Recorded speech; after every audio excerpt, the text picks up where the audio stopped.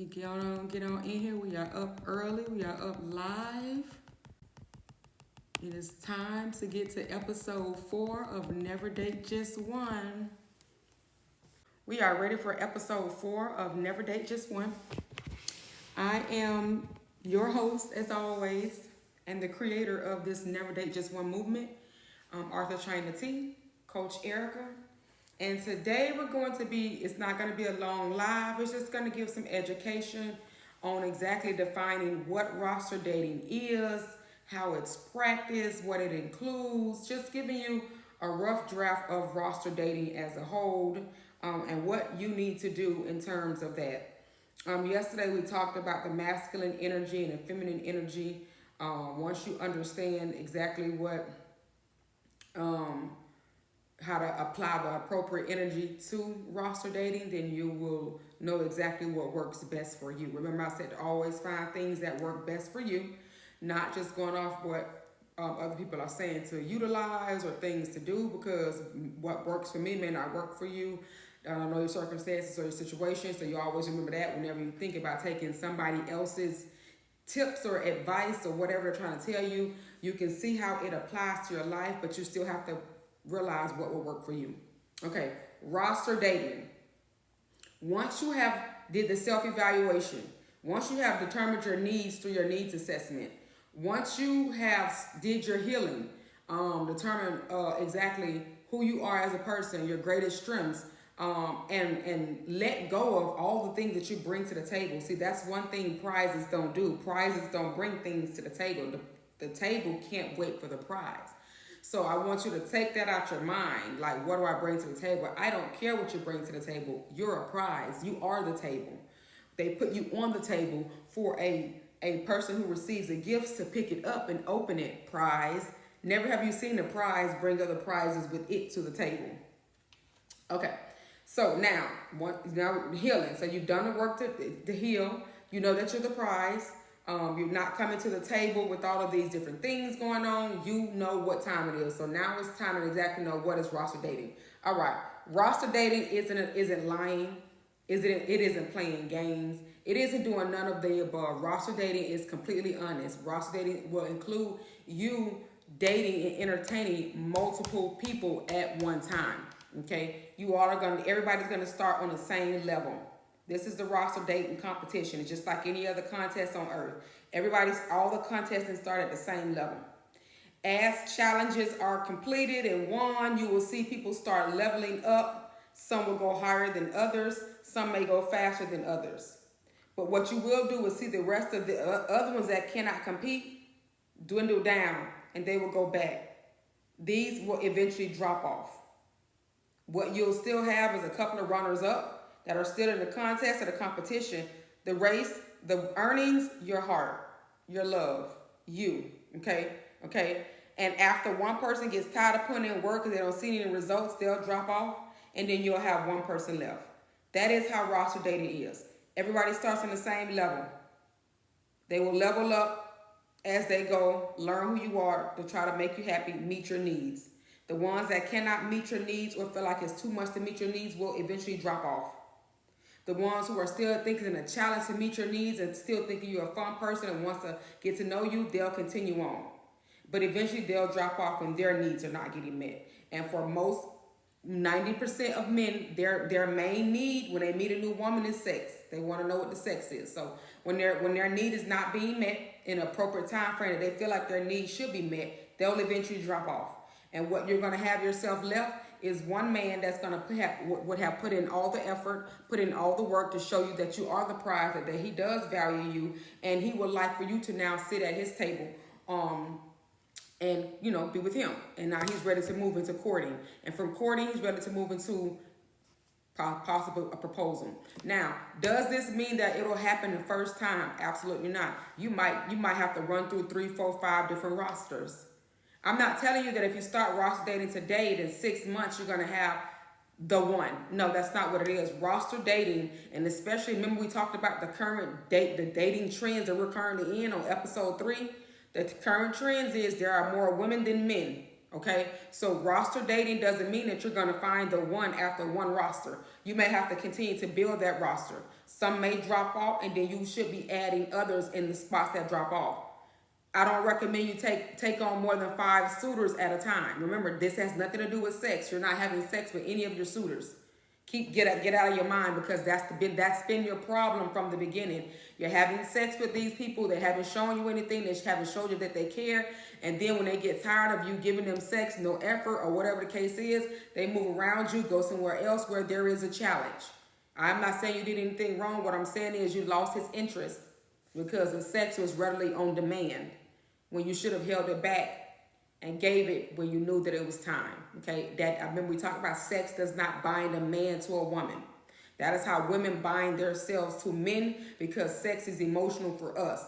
It is not emotional for men. So if you giving up goods and expect him to give you back something and you haven't seen anything yet, it's going to be solely your fault and not his. Okay, everything that comes from that sex act where he's giving you and showing you nothing, that's your fault. So I don't want you saying you got played, you got used, you did it to yourself. Remember we talked about self-evaluation, being honest with ourselves. That's part of being honest, okay? Roster dating has nothing to do with sexing multiple people at one time. That's crazy.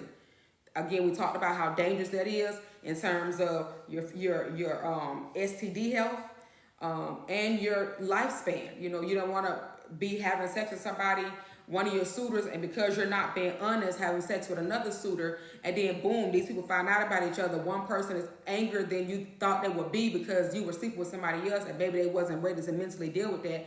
Then boom, all type of nasty, deceitful thoughts come in, and then actions follow. That's what happens when you try to roster date and you're lying about it.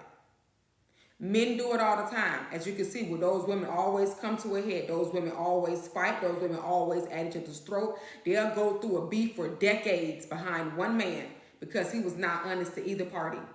You know what that's like. I'm sure that you've experienced something like that. So don't be having people out here being like that about you. Okay, so roster dating.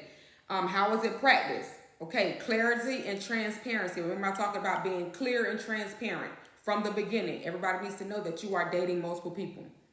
Make sure you explain, I am dating multiple people, but that does not mean I'm having sex with them. Because you want to make sure people understand that dating you does not mean sex with you.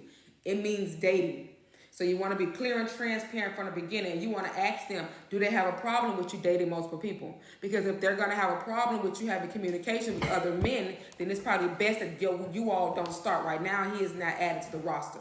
You do not want somebody on your roster that's going to be vying for all of your time, trying to take all of your attention, and then you're not realizing that you're being love bombed, but it's one person trying to get your attention from every other person. And then the moment you give them your attention, then the real them shows up and you're back on your ass with no options, and that's that.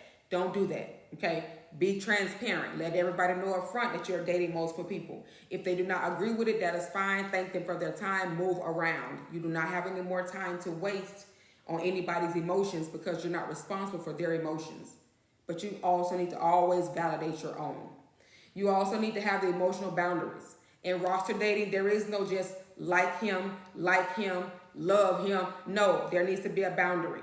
What is your boundary? What will you not tolerate in terms of emotions with the roster, okay? If you're going to tolerate disrespect, you're going to tolerate somebody talking to you any kind, what will you not tolerate so that you can know your cutoff? Remember we talked about getting close to that line and having that limitation?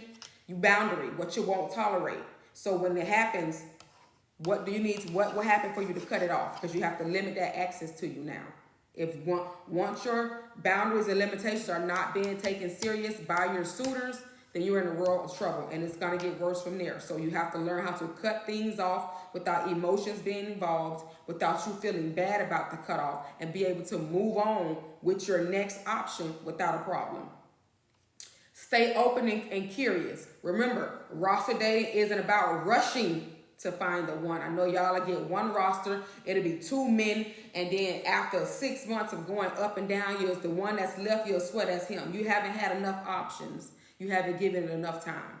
Stop rushing to find the one, and you keep catching bodies in the process. Let me say that again. Stop speeding, rushing, trying to get to find the one. Remember I told you, he who finds his wife anyways. So why are you looking as a woman anyways? Roster dating isn't about rushing to find the one. I know y'all will get one roster, it'll be 2 men, and then after 6 months of going up and down, you're the one that's left, you'll swear that's him. You haven't had enough options. You haven't given it enough time. Stop rushing to find the one, and you keep catching bodies in the process. Let me say that again. Stop speeding, rushing, trying to get to find the one. Remember, I told you, he who finds his wife anyways. So why are you looking as a woman anyways? He who finds his wife. So why don't you stop rushing to find the one? And when you picking up speed, going nowhere fast, catching bodies and STDs or babies that fathers don't want. This is what happens when you rush to finding the one. These are all consequences to that rush. Slow down and enjoy the process. You've never processed how it is to date you because you've never dated you. Take yourself on some dates. Date yourself. Complain to yourself. Nag to yourself. See what you can and cannot deal with yourself so you can know exactly what it is with the people that you want to involve on your roster. Okay? Don't overextend. I keep telling y'all, there's no reason for you to be out here stretching yourself thin for one man for them to try to find value and hopefully say, I'm going to marry her. Because every woman wants to be married. Every woman wants to be a wife. However, majority of us won't become that. I'm not one of those because I did have the title wife.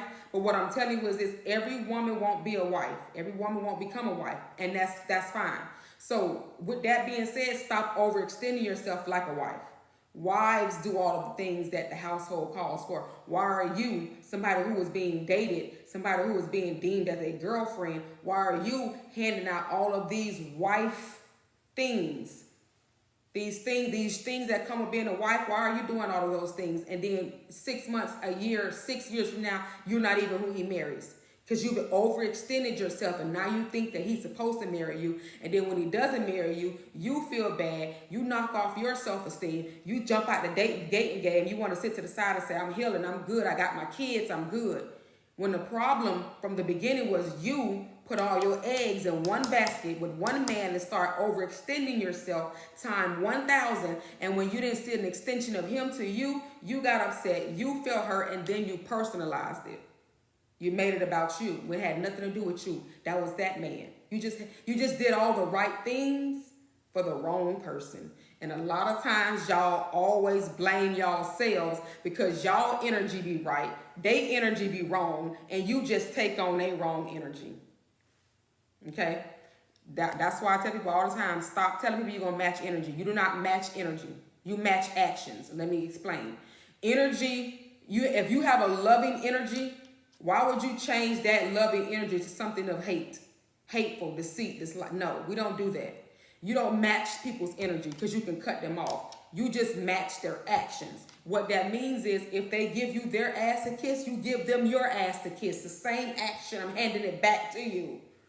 I don't have your energy though because I'm still a loving person. I still want to be loved. I still want to be hugged. But if you give me your ass to kiss, you're going to turn around and mine's going to be in your face. You're going to have to kiss it too. That's the action matching, not the energy matching. I'm not changing who I am in my heart for somebody else, but I will match their actions and let them know, do unto others as you want others to do unto you. Okay, watch for consistency. The falling off of consistent actions should raise red flags. If you met him and he started, he texted you and invited you out to a date, y'all had a date every Friday. As time, it's been a month. By a month and a half in, you notice that he's been only calling you up and maybe dating you 2 Fridays out of the month. Now you went from 4 Friday date, a Friday date every Friday. So now he only calling you up, and it's only been a month and a half. You haven't had sex with him yet, and he's on the roster. A month and a half in, he must have thought he needed sex by now. So now he's only taking you out 2 Fridays of the month. The next month, about 2 months in. Now you only have seen him 1 time that last month. You see how people start falling off because their actions stop being consistent? Because their intentions was not that of anything else but to have sex with you. So when that is not given to them in a time frame that they feel like they need, then their actions change. They change. Inconsistency comes in. You need to have your red flags up. Remember, you're just dating him. If you can see somebody become inconsistent before you have sex with them, what do you think it'll be after you have sex with them? Your needs are going to be unmet. Now you have met his need for sex. Your coochie going to be wet. You're going to be aggravated, and he's going to be talking to somebody else. Stop ignoring inconsistent behavior. You're going to have to catch that inconsistent behavior, and you don't need to call it out. That's our problem. We always want to call things out, especially women. You don't see men will watch us be inconsistent, and they will just add it to a file and keep quiet. And over there on the backside, they talking to 3 other women, because what he's noticing them 3 other women is they all fill in the voids of your inconsistencies. So he already has a plan. You don't even know that. You just over there still thinking that you got his attention. And then in a little while, when he drops you and gets to one of them, you start asking yourself, what could I have done differently to keep him? Nothing. He was gone. Once he noticed inconsistent behavior, he knew he was leaving. It's us women that sees it and just turn a blind eye, act like it's going to go away. No. We need to do the same thing that they do. They don't give us opportunities. Stop giving them opportunities. When the behavior becomes inconsistent, move out of the way. Move around him. I didn't say, and he doesn't need to know. Again, stop thinking that everybody got to have a notification that you finna stop talking to them. Your job ain't notify you finna get fired. You just walked in there and they fired you. Yeah, the notification not important. Are you serious about it? That's what's important. Okay? Next, you want to be now. So once we have all of those things in tow, that is how you get into roster dating. That's how you keep roster dating entertaining, and that's how you continue to go on with it. Remember, I said one roster won't get you to the one. You may have 3 or 4 different rosters. As one man falls off, you should be adding 1 to 2 more men on. Because the men that are going to be falling off all had negative intentions, bad intentions, something that did not match your intentions. And so therefore, their real version of them showed up earlier than expected. That's what happens. See, when everybody meets somebody right now, everybody has a representative that shows up, women included. The best version, it could be the best version or the fakest version of us shows up in these dates when we first meet somebody in our first interactions, the best version of us, right? And so then as time goes on, stuff starts ticking away at that mask. Next thing you know, it could be 3 weeks, it could be 3 days, it could be 3 months. Before you know it, fully masked off, has completely dropped off. The real version is here. The representative have clocked out. The real version has clocked in on a permanent basis. Now you have this real version. But sometimes you realize the real version has clocked in after you've already had sex with them. And now you're emotionally stuck. Either you finna get played with, toyed with, and dumped, or you're just finna get dumped. But you could have avoided all of that had you paid attention. Stop trying to think about sex and use sex as a binding tool to get a man. Stop trying to find a man and let he who finds a wife find you, and enjoy the process of roster dating so that you can start learning your suitors as opposed to trying to get to know them. You're going to say, wait a minute, getting to know them is learning them. No, getting to know them is whatever version shows up that they want you to know. Remember I said about the representatives and stuff? If that's the version that they want you to know, that's all you'll know. You may not know that Harry has a family in Connecticut and he only works in Florida for 6 months out of the year. So during those 6 months, he gives you the best time. He's taking you out. Y'all are having fun. But in the other 6 months, Harry got you believing that he travels for work, but Harry's going home to his family that you know nothing about. But guess what? You'll always take Harry's phone calls and texts while he's away because he has you believing that when he comes back, it's just you. And because you put all your eggs in Harry's basket, you don't go out there for your other options while Harry has a whole family. Now, 6 months down the line, you find out Harry has a whole family. Your heart's broke. You feel played. You feel toyed. You did that to yourself. You put all your eggs in Harry's basket. Harry never told you that you were just his one and only, but he just gave you some love bombing actions, and you thought you were his one and only.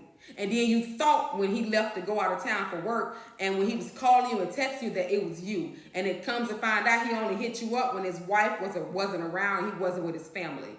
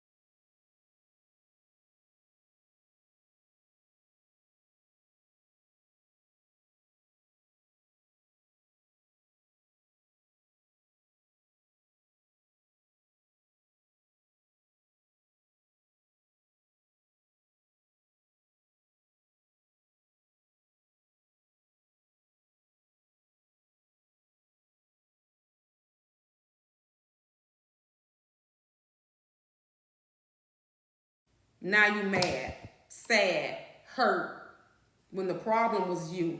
You didn't do enough research, you didn't ask enough questions, and you put all your eggs in Harry's basket, forgetting that you only fell in love with his representative. You did not know the real Harry. The real Harry was married.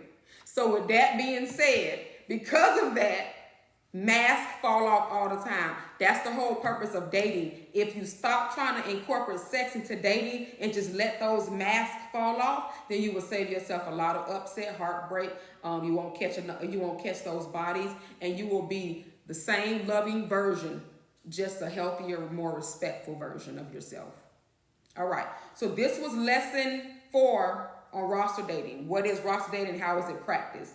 We told you cannot jump into roster dating until you understand the current trends in dating, until you understand, until you complete a self-evaluation, because you need to be honest with yourself. And then you also need to complete a needs assessment, because you need to determine what it is that you need from a suitor or from somebody else before you go gung-ho and jump into something and then end up leaving without your needs being met. That's because you never knew what your needs were. You may have a need for conversation. You may have a need to go shopping. You may have a need to be treated on lovely dates. You may have a need to wake up to some food being cooked for you. You may have a need for somebody just sitting in the living room watching TV. All of those things are needs. You think they're small. They're big with your heart. They're small in comparison to your life. They're big to your heart, because this is what's going to bind you to know that this person is for you. When you are devoid of these things, I don't know how we are getting to the determination that this is the one from good sex. That's crazy, but that's what some women do. So we will tune in tomorrow and get into the eggs in one basket theory more deeply, break that down, and what the key lessons and things that we need to do to prevent this in the future. So tune in tomorrow, and I will see y'all then. This is Coach Erica signing off.